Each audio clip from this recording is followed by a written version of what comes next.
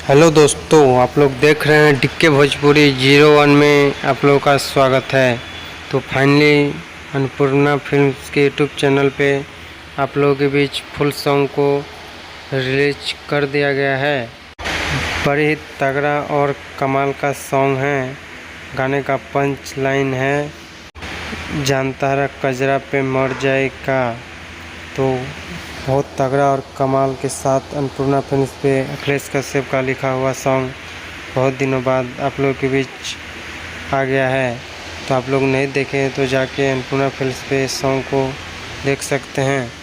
Song का music और video भी बहुत तगड़ा तरीके से बनाया गया है और खेसारी यादव के साथ क्वीन शालिनी जी वीडियो में नज़र आए हैं। तो आप लोग नहीं देखें तो जाके इस सॉन्ग को सुन सकते हैं। बाकी आप लोगों के वीडियो कैसा लगा कमेंट बॉक्स में बताइए। मेरे चैनल पर नया है तो प्लीज़ चैनल को सब्सक्राइब करें। मैं मिलता हूँ अगले वीडियो में।